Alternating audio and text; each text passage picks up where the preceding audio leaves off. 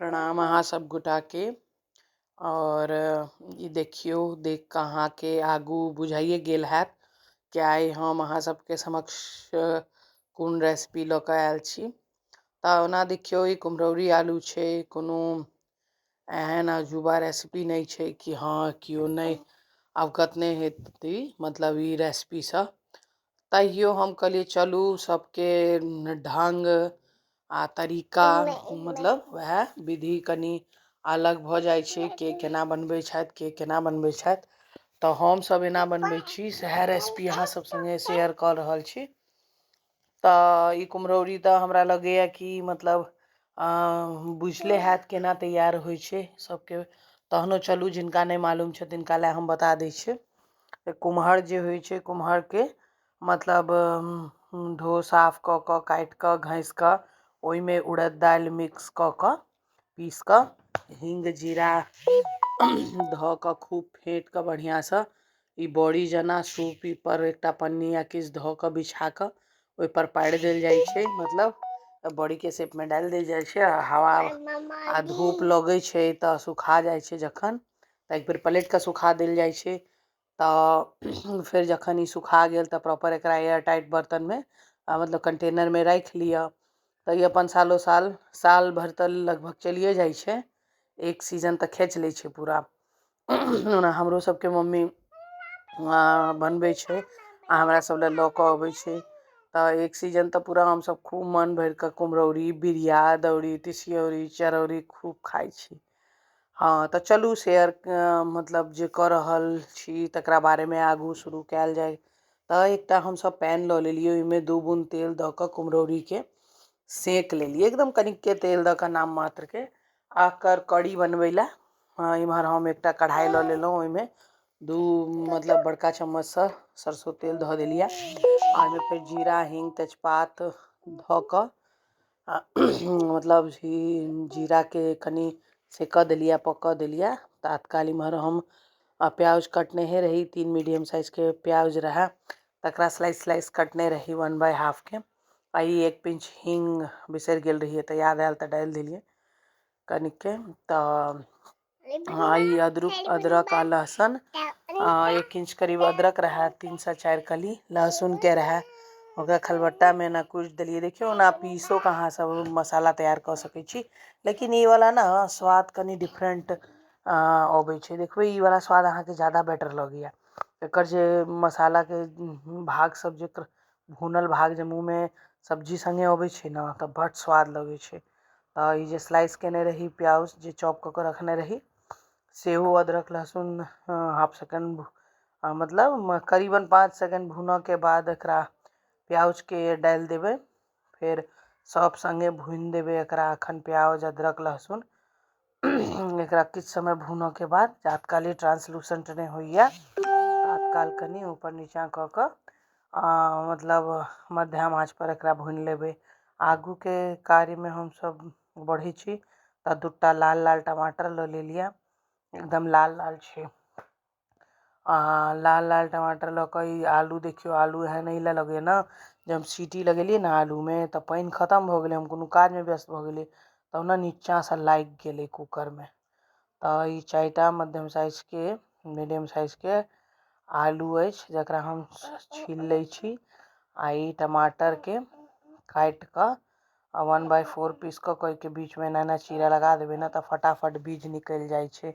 तऽ हम ने एक्चुअली जे सुनलियै ने जहियासँ कि भैया ई बीज बड्ड हानिकारक होइ छै, देखियौ टमाटरके बिना तऽ काज चलै नहि छै। तऽ बीजमे कहै छै ऑक्सलेट होइ छै, एकरा नहि कंजप्शन करऽके चाही। तऽ ताहि लए कोशिश करै छी, देखियौ आब तऽ नीक नीक चीज सबमे सब मतलब ओ छै कथी कहै छै नहि छै शरीर लए सही, लेकिन कते लोग परहेज करतै। टमाटरके बगैर तऽ काज नहि चलै छै। तऽ 2टा टमाटर रहै तकर हमसब बीज निकालि कऽ हटा देलियै। उम्हर कुम्हरौरी सेकने रही, ओहिमे पानि धऽ कऽ राखि देने रहियै, गैस बुता कऽ गैस ऑफ कऽ देने रहियै, ओहिपर पानि धऽ देने रहियै नॉर्मल पानि। ओहिसँ की होइ छै धूल मिट्टी सुखबऽ कालमे जे लागल रहै छै, जे ऑयल तॉयल अगर बॉडीमे लागल अइ से सबटा ऑयल रिलीज ओही पानिमे भऽ जाइ छै, धूल मिट्टी ओहिमे रिलीज भऽ जाइ छै। तऽ ओहिके बाद 1-2 पानिसँ धो लेलहुँ साफ कऽ कऽ। आ इम्हर जे हम टमाटर रखने रही तो इम्हर जे ई मसाला भुनाइत रहे तो वह मसाला में ओ टमाटर के धो कऽ ओकरो संगे भूज देलिए। अखन भुजाइए तात्काल इम्हर जे छिलका तिलका रहे ई टमाटर के बीज रहे लगे हाथ ओहो हम साइड कऽ देलिए। आ ई वह आलू छील छाल कऽ अपन तैयार कऽ हम इम्हर रखने छी।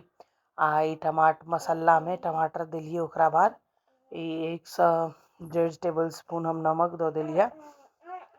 नमक के बाद फिर वह हल्दी पड़ते हल्दी मतलब 1 टीस्पून करीब हल्दी धऽ दियौ। आ ओहिके बाद न हम अगर मिरचाइ खाइ छी तऽ मिरचाइ दियौ। हमर सबके घरमे बच्चो सब आब जे बनबै छी ओहिमे से अल्लू तल्लू छाँटि कऽ बच्चोके देलहुँ तऽ ताहि लए हमसब सब्जी तब्जीमे मिरचाइ अवॉइड करै छियै नहि डालै छियै। तऽ हल्दी भऽ गेल आ नमक भऽ गेल तऽ धनिया पाउडर दऽ दियौ। तऽ हम एहिमे ने मतलब मसालामे नमक हल्दी धनिया पाउडर आ चिकन मसाला जे होइए ने देखियौ ओना हमसब चिकन मछली नहि खाइ छी छोड़ि देने छी लेकिन ई ने चिकन मसाला कनि दऽ देबऽ से ने अलग स्वाद आबि जाइ छै। तऽ 1.5 चम्मच के करीब चिकन मसाला धऽ देलिए हम। आ जखन ई कनि भऽ जेतै ने तहन हम गरम मसाला देबै एहिमे 2 चुटकी करीब।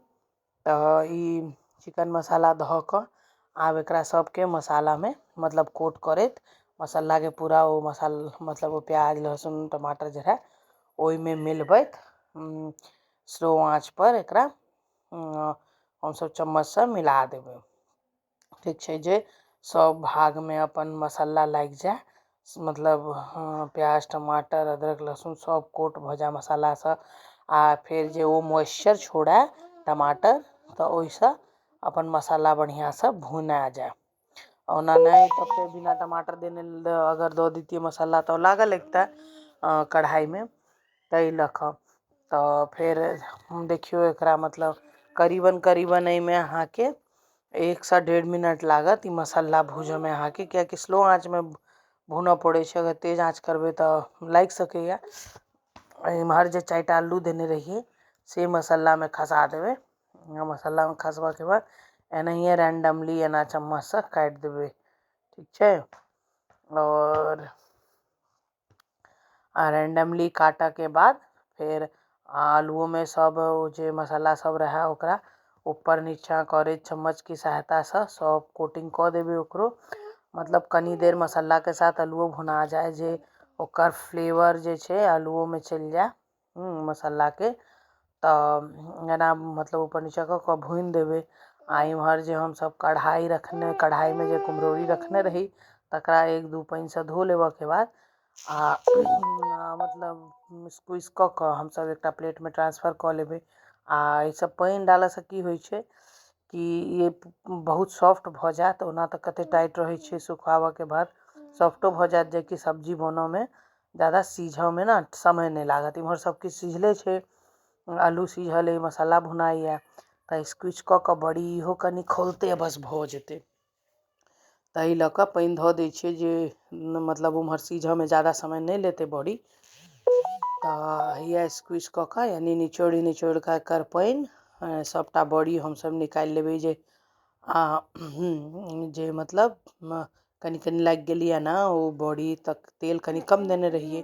आ इम्हर हम ढाँकि कऽ राखि देने रहियै ओ आलूके संगे जे मसाला सब रहै तकरा कि 2 मिनट भापसँ कनि मॉइस्चरसँ उम्हर पानि छूटै कढ़ाइमे आ हमरा ऊपरसँ पानि नहि देबऽ पड़ै मसाला भुनऽ कालमे।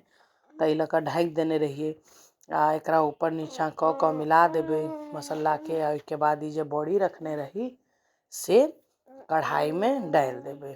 आब ई कढ़ाइमे डालऽके बाद आब ई सबके एक साथ बढ़िआँसँ ऊपर नीचाँ कऽ कऽ मतलब सबटा मिक्स कऽ देबै कि मतलब मसालाके फ्लेवर आ टेस्ट ओहूमे चलि जाय बड़ीमे फीका नहि लगै। कनि देर मतलब करीबन 1 से 1.5 मिनट एकरो भूनऽ देबै कि मतलब ओकर फ्लेवर कनि घुसै ओ बड़ीमे।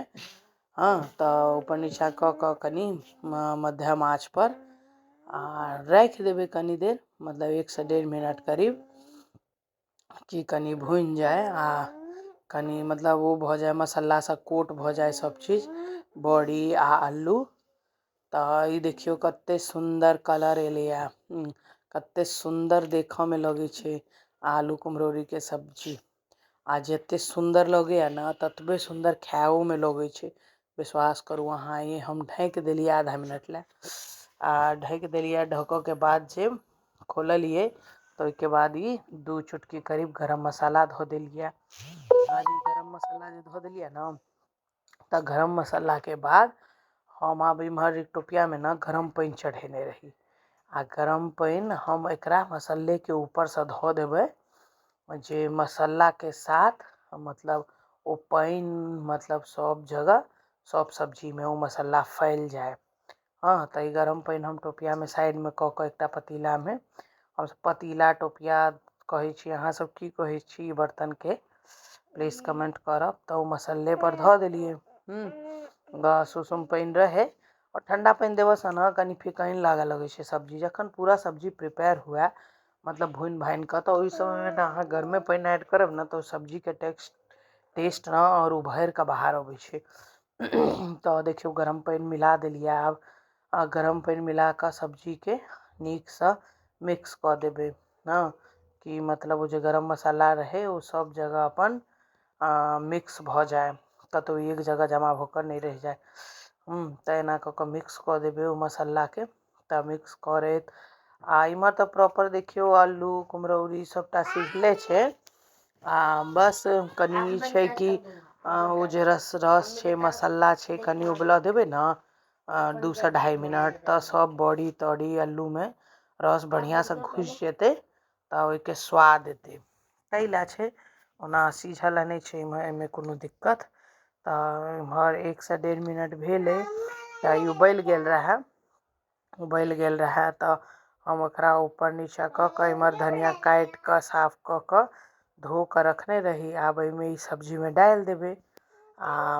मतलब देखियो भ गेलिए जते रस हमरा सबके चाहिए। ओना हम सब रोटी ला बनेलिए है तो कनिके मतलब चावलो बनते तो रोटी ला रस काफी छे। तो ई हम सब धनिया के अब सब्जी में मिक्स कर देबे आ गैस के फ्लेम ऑफ कर देबे।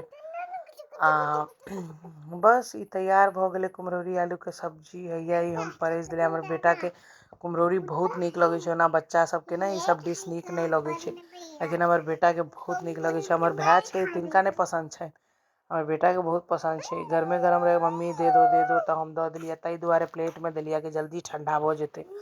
तो ई रोटी संगे खाए छे कहे छे बहुत बढ़िया बना है। तो चलू ई तो पास कर देला। हमरा नहीं लगेया कि ई सब्जी मतलब किनको जे बिहार से हेता या अदर स्टेट से हेता उनका नहीं पसंद हेते। हमरा सबके तो खूब पसंद है। तो चलू जेना हम बनेलो है एक बेर ओनहियो ट्राई क के देखियो। सब अलग अलग तरीका से बनबे छे। तो अगर हमार वीडियो नीक लगेया तो लाइक शेयर एंड कमेंट करना नहीं भूलबे। चलू नया रेसिपी ल के फिर हम अहाँ सबके आगू प्रस्तुत हैब। तात्काल श्री राधे।